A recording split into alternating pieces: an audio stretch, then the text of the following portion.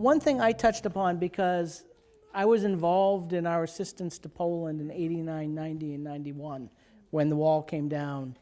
And I see some significant comparisons between Ukraine and Poland, so I would ask people about these. Both had huge debts, were in economic freefall. People don't remember now how bad the Polish economy was at that point. I was the U.S. debt collector essentially from 85 to 88 when I worked in the embassy in Warsaw, and I had to go in and pound on the finance ministry's desk and say, please pay. You just had a debt rescheduling agreement. You agreed to make these payments. Why aren't you paying?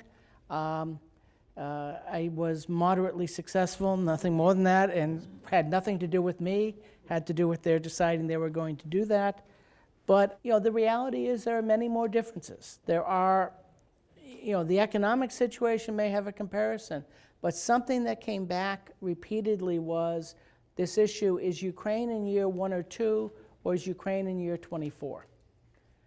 And for many of the reform elements, Ukraine is not a destitute communist system the way Poland was in 1989.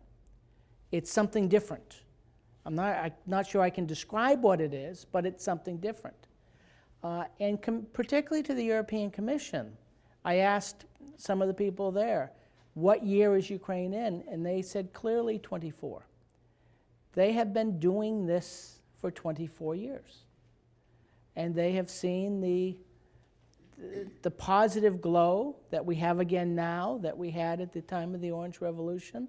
And too often they've seen that positive glow disappear. Now, Nick mentioned the fact that the member states, I think I was told that only 3 member states are running their own assistance programs in Ukraine. Now, I've not checked that data point, so I can't confirm it. The Commission, in its own part, has some of the biggest programs they've ever run. They're running in Ukraine. The latest agreement was for 1.8 billion euros. Now, when you think about the money Ukraine needs, this is not a lot of money. This is the largest macro-financial program the EU has had. So, they're doing things of an unprecedented nature, but it's not the types of numbers that Ukraine would hope that they would be talking about.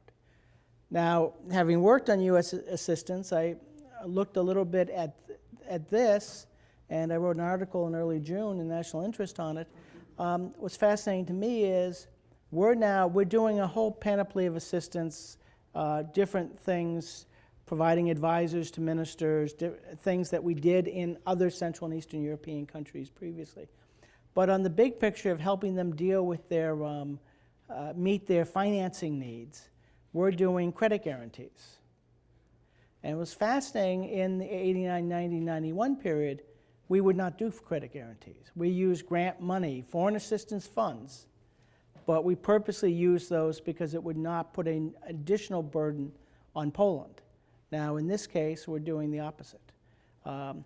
If you read the first President Bush's book that he wrote with Brent Scowcroft, he talks about all the budget problems we had in those times.